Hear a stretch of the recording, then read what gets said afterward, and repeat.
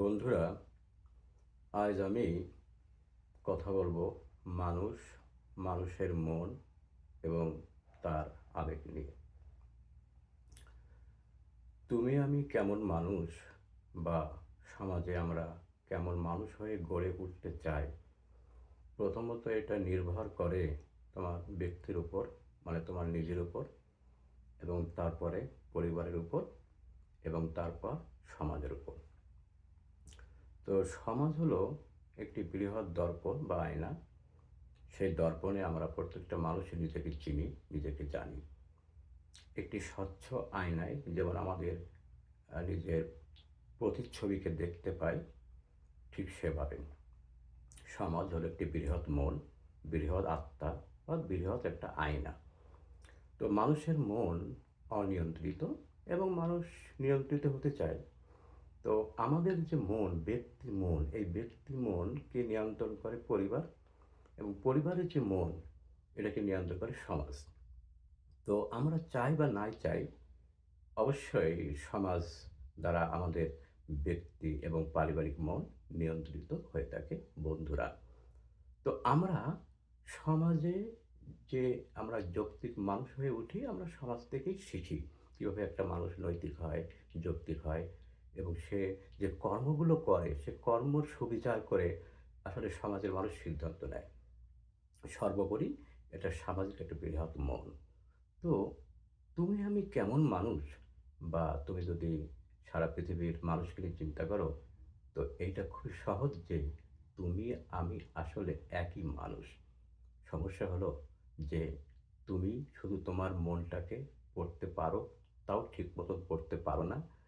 আর অপর যে আছে তোমার পাশে, যে থাকে, তুমিও ঠিক মতন তার মন পড়তে পারো না এবং তার হৃদয় স্পন্দন অনুভব করতে পারো না।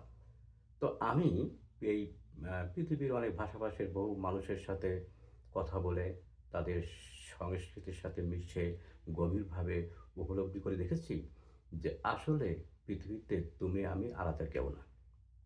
আমরা কিন্তু আসলে একই মানুষ এবং কোনো ভিন্নতা নাই। শুধু আমাদেরকে নিয়ন্ত্রণ করে সমাজ, এবং সমাজ ভিত্তিক যে রাষ্ট্র, সে রাষ্ট্র আমাদেরকে নিয়ন্ত্রণ করে। আসলে তুমি আমি আলাদা নই, কিন্তু জন্মগতভাবেই কিন্তু তুমি আমি আলাদা নই, একই ব্যাপার। তো আমাদেরকে আলাদা করা হয় জ্ঞান হওয়ার পরে। সেই যে আলাদা করা, পৃথকীকরণ করা, বা আত্মকেন্দ্রিক হয়ে ওঠা, অথবা আ ম নিজের প্রতি যে সংরক্ষণের যে মনোভাব করতে, করতে আমরা স্বার্থপর হয়ে উঠি, পরের দিকে একদম খেয়াল করি না? তো এই জিনিসটা যে আমরা নিজভাবে যে কাজগুলো করি, আপনভাবে যেগুলো কাজগুলো করি, তো সেইগুলো শব্দক্ষেত্রে আমরা দেখি যে সেখানে আমরা যে কি বলি, যে স্বার্থপর, সেখানে কিন্তু স্বার্থ নিজ কথাটা আসে না। স্বার্থ যে নিজেরটা দেখে, আপন স্বার্থ দেখে, সেখানে কিন্তু সেই শব্দটা, যে স্বার্থ আপন আসেনি বা স্বার্থ নিজ আসেনি, স্বার্থপর আসছে, কথাটা বোঝা দরকার। তার মানে হলো যে তুমি আমি একই মানুষ। শুধু আমাদের সমস্যা হলো যে আমরা পরস্পরকে যারা বৃহৎ যে মন, সামাজিক মন, বৃহৎ যে মন, রাষ্ট্রীয় মন, তারা আমাদেরকে ২ ভাগে ভাগ করে ফেলে। আমাদেরকে পরস্পরকে শত্রু করে গড়ে তোলে। তাদের যে স্থায়ীভাবে যাতে সমস্ত মানুষকে তারা নিজেদের ইচ্ছা মতন নিয়ন্ত্রণ করতে পারে, এই কারণে আমাদেরকে ২ ভাগে বিভক্ত করে। তো আসলে বন্ধুরা, তুমি আমি একই মানুষ। তো তুমি যদি তোমার হাতটাকে যদি অন্যের কাছ থেকে যদি নিরাপদ না রাখো, তো তোমার হাতটা কিন্তু তাদের কাছে নিরাপদ আ রাখা সম্ভব না। তো তোমার হাতেই সবকিছু গড়বে, আর তোমার হাতেই কিন্তু সবকিছু ধ্বংস হবে। তো আবেগ, তো আবেগ হচ্ছে এমন একটা জিনিস যে আবেগ সবকিছু সৃষ্টি করে। তো বাঙালি জাতি বা সমস্ত পৃথিবীর মানুষের মন পড়ে যা বুঝলাম যে এই আবেগ দ্বারাই মানুষ এই সোনার হাতে সোনার কলস গড়বে, আবার এই আবেগে পূর্ণ মানুষ এই সোনার হাতেই আবার সবকিছুকে ধ্বংস করে দেবে, জ্বালিয়ে পুড়িয়ে দেবে। এটা হচ্ছে আমাদের মানুষের মন আবেগের কথা।